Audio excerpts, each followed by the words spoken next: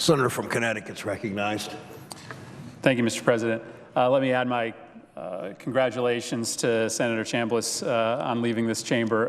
You know, it's strange coming here in the last 2 years to get to serve only 2 years with giants of the Senate like Saxby, like Tom Harkin, like Senator Rockefeller, but their legacies will live on. Knowing what a good soul Senator Chambliss is, I bet you that he would enjoy the Newtown Labor Day Parade. I've got a picture of it here. We had the 53rd annual Newtown Labor Day Parade this last year, and this is the biggest event that happens in Connecticut on Labor Day. It's a celebration of the town. There's 120 different groups that make up the parade. You've got the Newtown High School Marching Band. This year you had the Grand Marshal Sidney Edison proudly marching at the front. The Litchfield Hills Pipe Band. Newer groups like the Marching Cobras of New York were there this year. It's a must stop if you are a senator or a governor or a congressperson. We all march together at the front of the parade, regardless of party, and it's just a really fantastic, wonderful place. This year there were marchers from the Aviel Foundation, a truck decorated in pink promoting a culture of kindness. Sandy Hook Elementary School had a float called the Magic School Bus to Sandy Hook School. It had a positive message of think you can, work hard, get smart, be kind. And the judges selected Sandy Hook School's float as the winner in the best school category.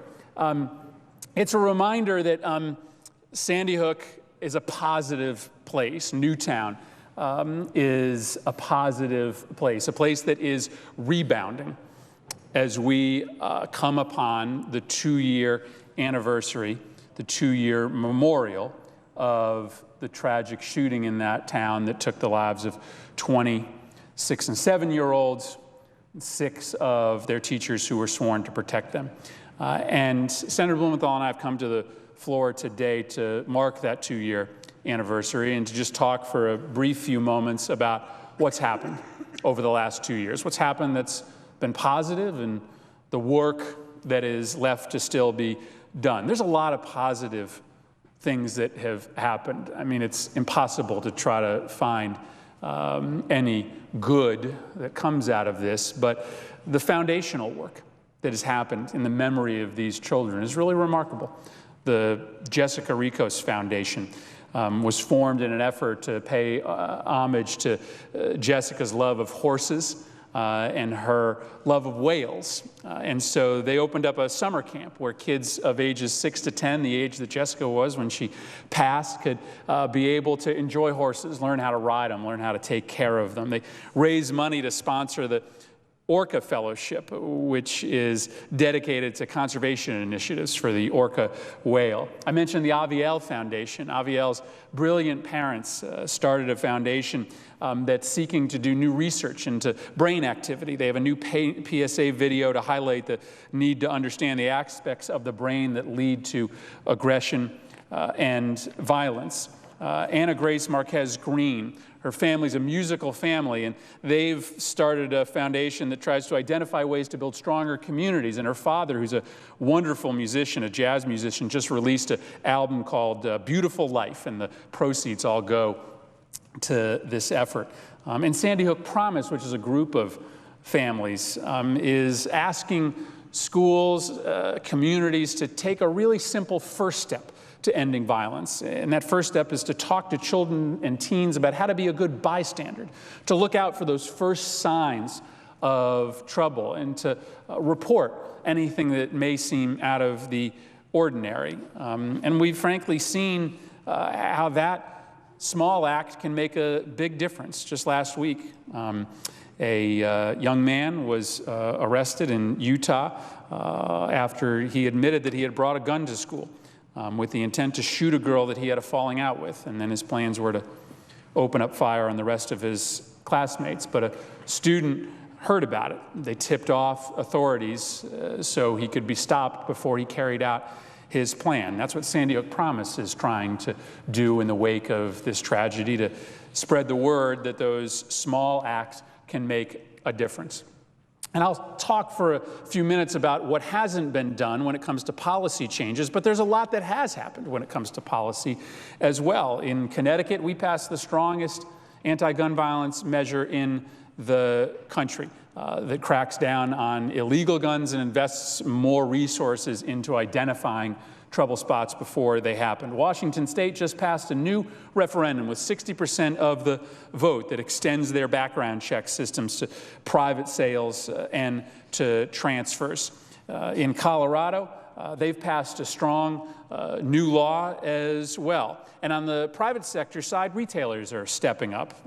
Big retailers from Starbucks to Chipotle to Target have taken proactive steps, separate and aside from anything government has done, to keep firearms out of their stores. And so there's a lot positive that's happening in the private sector and in the public sector. And hopefully we can build on that work here.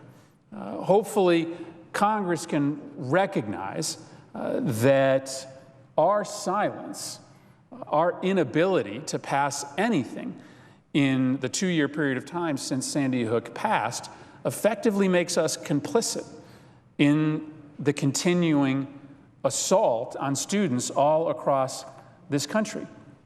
Here's the map. In the 2 years since Newtown, there's been 95 different school shootings all across the country.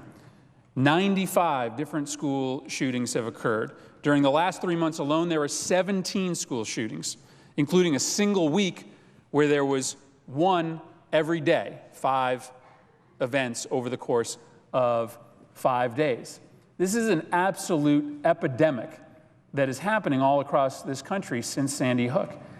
And why I say that we're complicit is that when there is no response from Congress, when there is not a single legislative act passed to try to do something about this, it sends a message of quiet endorsement of what's happening. I know that's not our intent. I know that's not in the hearts or minds of any of our members. But people notice when every week there is a new story of a school shooting all across the country and Congress does absolutely nothing about it. Well, the private sector and state legislatures step up to the plate to do something about it. And so this is a day when we remember what happened 2 years ago, but a day in which we should feel ashamed that we haven't done a single thing to try to stem this tide. I get it that we're not going to get a background checks bill passed through the Senate in the next 2 years, but why not work on mental health funding? Why not have everybody in this chamber just spend 5 minutes of your time reading the report that was just released by the Connecticut Child Advocate, detailing the history of Adam Lanza's intersection with the mental health system during his early years in adolescence and how it failed him step after step, year after year, month after month. A lack of follow-up, a lack of coordination, a lack of diagnosis. We have a mental health system in this country that is broken and can be fixed, yes, with some more resources, but just with better coordination. That's something that we can work together on over the next 2 years so that we can say, when this chart gets peppered with another 50 dots by this time next year, that we didn't just stand silent. Nobody's more articulate than Senator Blumenthal in talking about that day. And I don't want to relive it on this floor, except to just share with you the most powerful testimony that I've heard about what happened that day. This is a community that's recovering, but it's still a community in crisis. You don't lose 20 little boys and girls and just come back to life in 2 years. It's a resilient community, but it's a community that still hurts. And it hurts in part because they don't see us doing anything about it. And so before I yield the floor to Senator Blumenthal, I'll say a few words. I just want to close with somebody else's words. I've shared these words on the floor before, but they're just as powerful now as they were the last time that I read them. This is Neil Heslin testifying before Congress in February of 2013. He is still Jesse Lewis's father, one of the little boys who was killed that day. And so as we think about what happened 2 years ago in Sandy Hook, when we think about the charge that we have before us, when we think about the fact that there are those of us like Senator Blumenthal and myself and many others who will not rest until we honor their memories by action. Let me leave you with these words. On December 14th, Jesse got up and got ready for school. He was always excited to go to school. I remember on that day we stopped by Misty Vale Deli. It's funny the things you remember.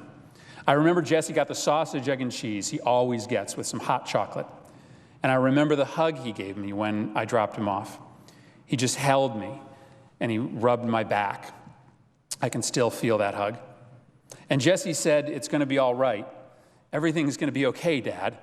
Looking back, it made me wonder, what did he know? Did he have some idea what was going to happen?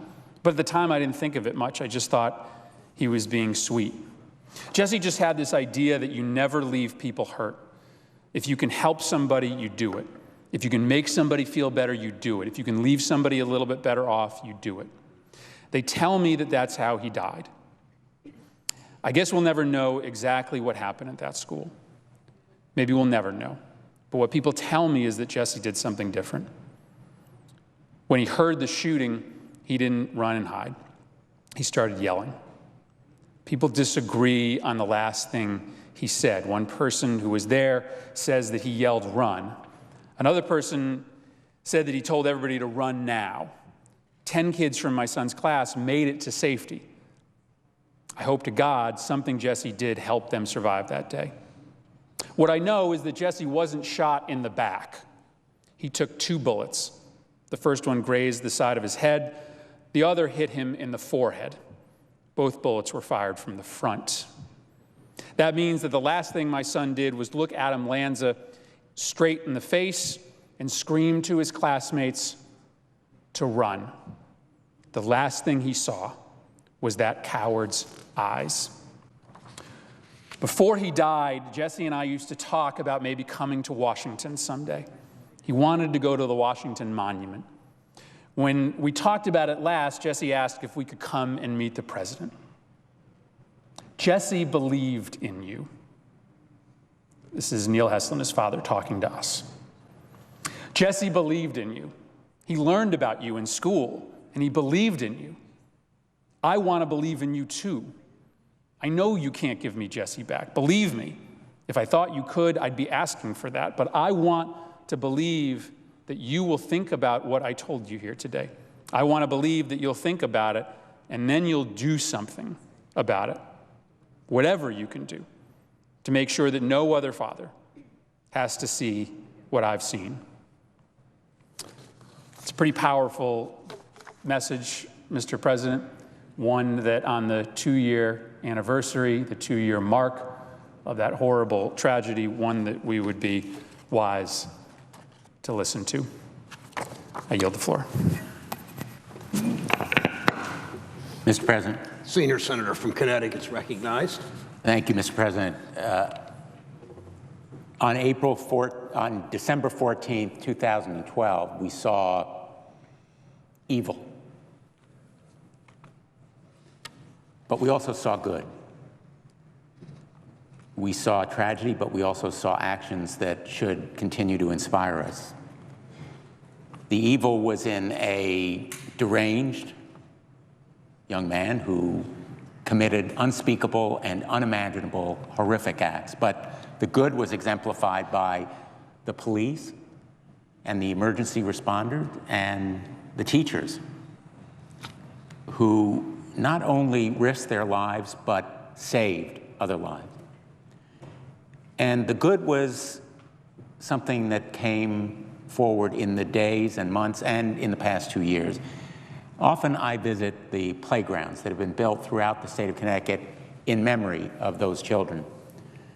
In memory of Charlotte Bacon in West Haven and Anna Grace Marquez Green in Hartford, Jessica Rebus in Fairfield, Dylan Hockley in Westport, and Victoria Soto in Stratford. I visit them to watch children playing. Children often the same ages as the wonderful, beautiful children who perished on that day, and parents about the same age as the teachers who lost their lives, 6 great educators. On that day,